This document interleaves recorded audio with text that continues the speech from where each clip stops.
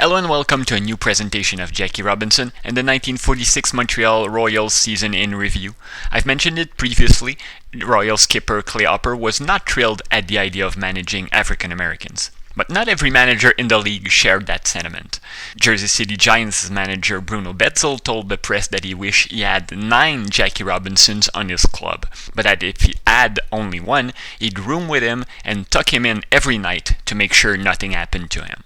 Now, Betzel managed the Royals in 44 and 45 and was replaced by Clay Hopper after the 45 season despite leading the team to within one win of a Governor's Cup title. So he might have overstated his admiration for Jackie just a touch to make his successor look bad. But still, that goes to show you that Jackie had some admirers in the league and that many people believe he had what it took to succeed.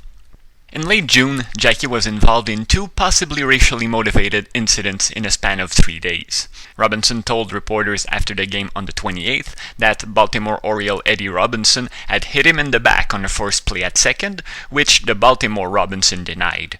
And 2 days later, during the first game of a twin bill against Rochester at Delormier, Danny Murtha, who later managed the Pittsburgh Pirates to 2 World Series titles, tripped Jackie while he was covering first base. And the 9,192 faithful who were on hand came to Jackie's defense and booed Murtha resoundingly for the rest of the afternoon. On July 1st, the team's record was 47-25, 5 games ahead of second-place Syracuse. Robinson had only 47 at-bats during the month of June. He got 15 hits, including 4 doubles, for a .319 average. He scored 15 runs, drove in 7, and stole 2 bases. In early July, the club found itself in an unfavorable position. Because of the weather and the multiple scheduled doubleheaders team had to play back then, they would have to play 11 games in a span of 7 days in 3 different cities. But what could have killed the Royals' championship aspirations turned into a launching pad to the pennant. The team went 9-1-1 during that stretch. 1 game had to be stopped with Montreal and Toronto tied at 2 in the 7th because both clubs had to board a train to go face each other in Montreal the next day, and increased its lead atop the standings from 4.5 games to 10.5 games in just 7 days, and they weren't seriously challenged at any point the rest of the way. And as an aside, that's something we don't talk about a lot, just how big a revolution airplane transportation was in the world of sports.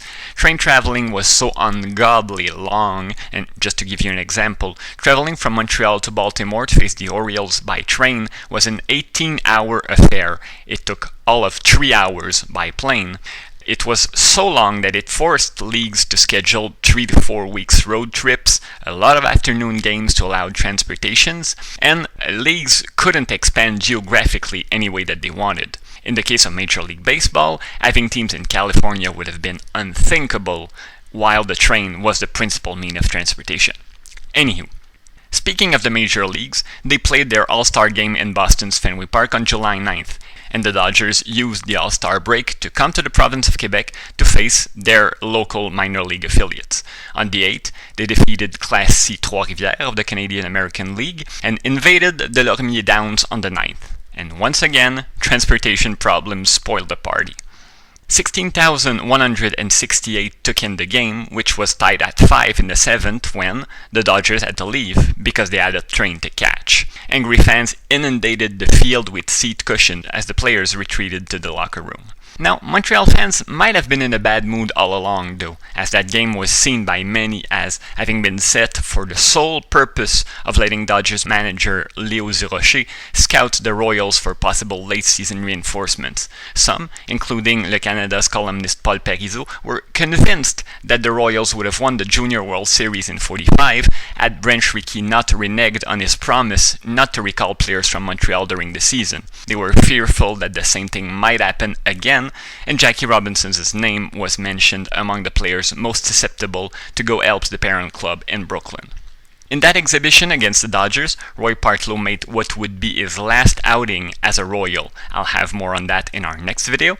I'll also talk about the last extended trip the club had to make in 1946. Thanks as always for watching, and if you're not already following us on Twitter, now it would be a good time. I've put on the feed some nice pictures that were taken during that Montreal-Brooklyn exhibition game. See you next time.